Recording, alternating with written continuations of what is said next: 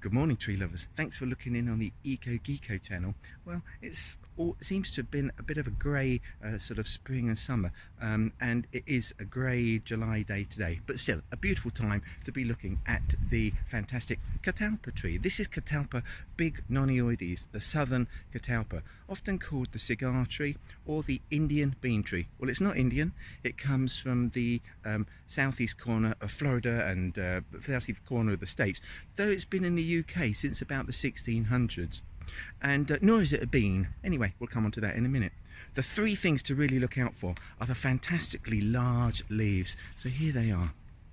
They're about the size of your face, and they're usually a light lime green colour, though sometimes some of the young ones can, when they open, give a sort of a bit of a red shimmer and look a little bit like stained glass windows up high.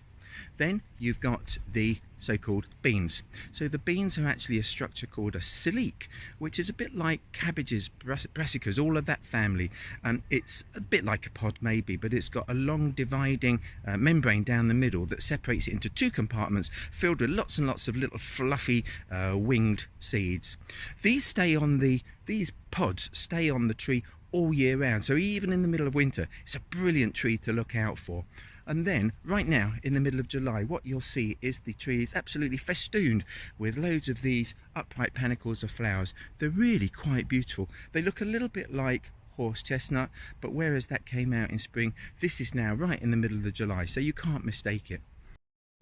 If you're lucky, you'll find some really almost famous catalpas. There's a brilliant one just outside Rochester Cathedral, and also another fantastic one with quite a lot of local cultural importance outside St Mary's Butts in Reading. It's called the Trippy Tree. Well, I hope you're able to find a catalpa on your walk. Look out for them in parks and gardens, golf courses, and just strangely along little sort of back gardens and alleyways sometimes, and you think, there's another catalpa. And don't forget to subscribe to the Eco Geeko.